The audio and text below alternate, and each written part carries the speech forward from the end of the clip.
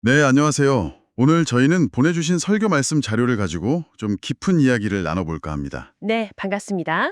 이 자료가 예수님 부활 이후에 제자들과 만나신 이야기, 특히 요한복음 21장이 중심인데요. 부활이 우리 삶과 죽음, 또 뭐랄까, 미래 준비에 어떤 의미가 있는지 좀 파고드는 내용이더라고요. 맞아요. 아주 흥미로운 관점들이 많았습니다. 자, 그럼 바로 그 이야기 속으로 한번 들어가 볼까요? 예수님이 부활하시고 나서 갈릴리 바닷가에 나타나셨을 때 그때부터 시작해보죠. 네, 좋습니다. 베드로 포함해서 제자 7명이 밤새도록 그물을 던졌는데 아시겠지만 한 마리도 못 잡았잖아요. 네, 정말 허탈했을 거예요. 베테랑 어부들인데도 말이죠. 그렇죠. 완전히 지쳐 있을 때 해변에 누가 서 있는 거죠. 네. 그리고는 배 오른편에 그물을 던지라고 해요. 이게 참 제자들이 반신반의하면서도 그대로 했더니 뭐 그물이 찢어질 정도로 고기가 잡혔다는 거 아닙니까? 맞아요. 정말 기적 같은 순간인데, 근데 여기서 재밌는 건 제자들이 바로 알아보지 못했다는 점이에요. 아, 맞아요. 그 엄청난 기적을 보고도 누구지? 했다는 거. 네. 자료에서는 그래서 혹시 제자들 사이에 저분 주님 아니야? 뭐 이런 식의 약간 내기 같은 그런 분위기가 있었을 수도 있다고 보더라고요. 아, 주님 내기요? 흥미로운 해석인데요. 네, 그럴 수 있다는 거죠. 예수님이 사랑하시던 제자는 좀 빨리 알아보고 주님이시다 외쳤는데 베드로는 조금 달랐던 것 같아요.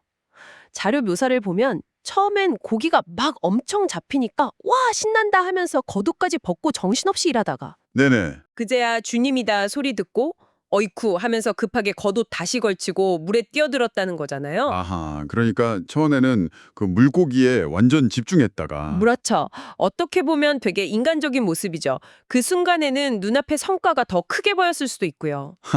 정말 그럴 수 있겠네요. 그렇게 이제 해변으로 갔더니 예수님이 이미 아침 식사를 준비해 놓으셨고 숯불에 생선이랑 떡이랑 네, 근데 그 분위기가 좀 뭐랄까 자료에 따르면 좀 어색했다고 하잖아요. 맞아요. 다들 주님인 거 알면서도 누구 하나 먼저 누구십니까? 이렇게 묻지를 못하는 네, 좀 무거운 공기도 흐르고 밤새 일해서 피곤한 탓도 있었을 거고 또 부활하신 주님 앞이니까 그 경외감 같은 것도 있었겠죠. 그렇겠네요. 그 조용한 식사가 이제 끝나갈 무렵에 예수님이 베드로에게 질문을 하시죠. 네, 그 유명한 질문. 요한의 아들 시몬아, 네가 이 사람들보다 나를 더 사랑하느냐? 이걸 3번이나 물으시잖아요. 맞습니다. 이 세 번의 질문이 정말 핵심이죠. 근데 여기서 이 사람들 혹은 이것들이라고 번역될 수 있는 그 단어, 투톤의 의미가 중요해요. 아, 그게 두 가지로 해석될 수 있다는 거죠. 네, 자료에서도 그 점을 짚어주는데 첫째는 여기 있는 다른 제자들보다 나를 더 사랑하느냐.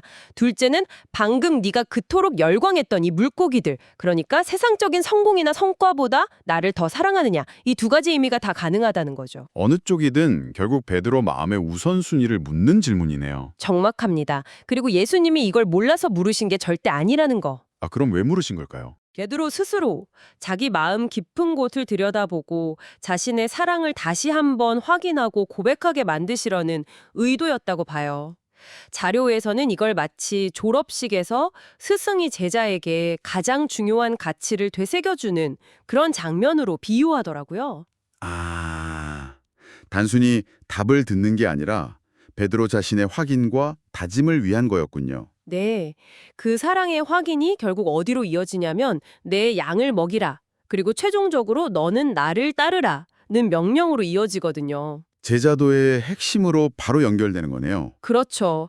제자에게 가장 중요한 건 뭐 다른 능력이 아니라 바로 예수님을 사랑하는 마음 그 자체라는 걸 다시 한번 확인시켜 주시는 거죠. 이 부활 사건은 또 죽음에 대해서도 좀 새로운 시각을 주는 것 같아요. 자료에서 죽음을 독일 유학에 비유한 부분이 인상적이었습니다. 아, 네. 그 비유가 있었죠. 끝이 아니라 그냥 다른 단계로 넘어가는 전환점, 낯설지만 새로운 시작으로 보는 관점이요. 맞아요. 두려움의 대상이 아니라. 그리고 부활하신 예수님이 문이 잠겨 있는데도 나타나시고 하는 그런 신비로운 모습들을 보면 우리가 앞으로 경험할 부활이나 죽음 너머의 삶이라는 게 지금 우리가 아는 거랑은 완전히 다를 수도 있겠다는 생각도 들고요. 그렇죠. 우리의 어떤 현재 경험이나 지식으로는 상상하기 어려운 차원일 수 있다는 거죠. 네. 그래서 중요한 질문이 생기는 것 같아요. 그럼 우리가 그 알 수 없는 죽음 너머의 삶을 위해서 지금 여기서 뭘 준비해야 하는가? 네, 바로 그 질문이죠. 우리가 뭘 해야 할까? 이 질문에 대해서 자료는 아주 명확하게 이야기하더라고요. 가장 중요하고 어쩌면 가장 실질적인 준비는 어떤 대단한 걸 하는 게 아니라 네, 어떤 거죠? 바로 예수님을 깊이 사랑하는 것 그 자체라고요. 아, 사랑하는 건 네, 이 땅에서 예수님하고 정말 깊은 사랑의 관계를 맺고 그분과 교제하면서 살아가는 그 삶 자체가 가장 중요한 준비다 이렇게 강조하더라고요. 결국은 관계로 귀결되는군요. 어떤 행위 이전의 관계? 맞습니다. 오늘 이 자료 덕분에 요한복음 21장에 담긴 그 깊은 의미, 특히 베드로와 예수님의 대화를 통해서 제자도의 본질이 뭔지, 또 우리 삶의 궁극적인 준비가 뭔지 다시 한번 생각해 보게 됐습니다. 네, 결국 핵심은 사랑이네요. 예수님을 향한 사랑. 그렇죠. 그리고 자료는 여기서 한 발 더 나아가서 이런 메시지를 던져주는 것 같아요. 우리가 정말 예수님을 사랑하고 그분과 함께한다면 지금 내가 처한 상황이 어떻든 설령 여기가 지옥 같다고 느껴지더라도 바로 그 자리가 천국이 될 수 있다는 거죠. 와, 그건 정말 강력한 메시지인데요. 네, 그래서 오늘 이 이야기들이 혹시 듣고 계신 분들께도 스스로에게 질문을 던지는 계기가 되면 좋겠습니다. 나는 지금 뭘 가장 사랑하고 있지? 내 삶에서 예수님과의 관계는 어떤 의미일까 하고요. 네, 그 질문에 대한 답을 찾아가는 과정 자체가 우리 삶을 더 풍요롭게 만들 거라는 생각이 듭니다. 맞습니다. 그 여정 자체가 중요하겠죠. 여정